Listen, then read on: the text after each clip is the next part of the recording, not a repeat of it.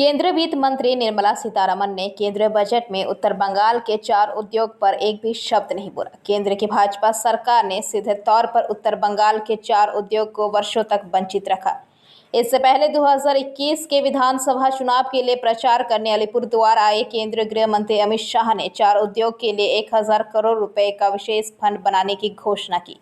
उस दिन चाय उद्योग से जुड़े लोगों को एक नई ऑक्सीजन मिली, लेकिन चुनाव खत्म होने पर लोगों को समझ आ गया कि उनकी घोषणा केवल एक चुनावी वादा था। इस देश में 4 उद्योग एक ऐसा उद्योग है जो सीधे तौर पर सबसे अधिक संख्या में श्रमिकों को रोजगार देता है और इस उद्योग के माध्यम से अच्छी मात्रा में विदेशी मुद्रा अर्जित की जाती है। इस साल प्रकृति की मार और कीड़ों के हमले से असम और उत्तरी बंगाल के चाय का उत्पादन बुरी तरह प्रभावित हुआ है। इसलिए इस उद्योग से जुड़े लोगों को उम्मीद थी कि केंद्र सरकार इस साल के बजट में 4 उद्योग के लिए कुछ अच्छा सोचेगी, लेकिन बजट देखने के बाद इस उद्योग से जुड़े लगभग सभी लोगों ने निराश व्यक्त की। इस संबंध में अलीपुरद्वार के मध्य में डाबरी चाय बागान के प्रबंधक चिन्मय धर ने कहा कि प्राकृतिक कारणों से उत्तर बंगाल और असम में चाय के उत्पादनों को काफ़ी नुकसान हुआ है। इसलिए हम उम्मीद कर रहे हैं कि केंद्र सरकार हमारे चाय उद्योग के लिए कुछ सहायता की घोषणा करेगी, लेकिन हम बजट से निराश हैं। বড়বাবু বলছি এই যে আজকে কেন্দ্রীয় বাজেট ঘোষণা সেখানে চা শিল্পের কথা উল্লেখ নেই, কি মনে করছেন, কি দেখছেন বিষয়টা? আমরা খুবই হতাশ এবং অবাক। তার কারণ হচ্ছে আমরা ভাবছিলাম ভারতবর্ষের চা শিল্প এমন একটা শিল্প যে শিল্পে ভারতবর্ষের সবচেয়ে বেশি শ্রমিক প্রত্যক্ষভাবে কাজ করে একটাই শিল্প, সেটা হচ্ছে চা শিল্প। এই চা শিল্প গত কিছুদিন ধরেই বিভিন্ন সমস্যার সম্মুখীন হয়ে আছে।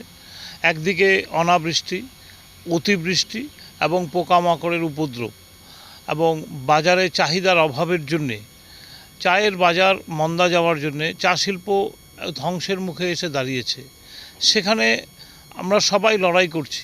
আমরা চাইছিলাম যে এই সংকটের সময় সরকার আমাদের পাশে এসে দাঁড়াবে এবং সরকার কিছু এমন কিছু পদক্ষেপ নেবে যেখানে চা শিল্প আগামী দিনে ঘুরে দাঁড়ানোর জন্য একটা আশার বাণী থাকতো, কিন্তু সেখানে কিছুই না থাকার জন্য আমরা সত্যি হতাশ এবং অবাক।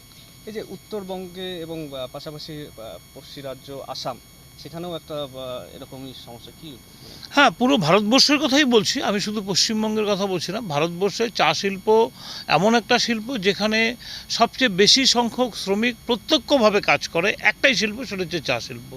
সেখানে এই চা শিল্পের সংকট চলছে আসাম, পশ্চিমবঙ্গ সব জায়গায় একই রকম সংকট চলছে। প্রোডাকশান 30 to 40% ডিক্লাইন আছে এই মুহূর্তে। অতিবৃষ্টি, অনাবৃষ্টি এবং পোকামাকড়ের উপদ্রব, এইসব কারণের জন্য এবং চাহিদার অভাবের জন্য সেখানে দাঁড়িয়ে থেকে সরকার আমাদের পাশে দাঁড়াবে এটাই তো আমাদের আশা ছিল।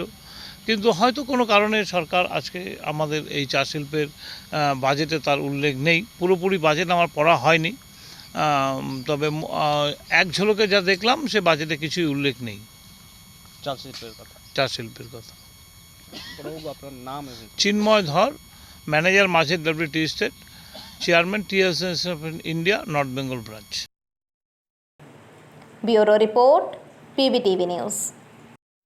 नियमित अपडेट एवं दुनिया भर की ताज़ा खबरों के लिए हमारे फेसबुक पेज को फॉलो एवं यूट्यूब चैनल को सब्सक्राइब करें।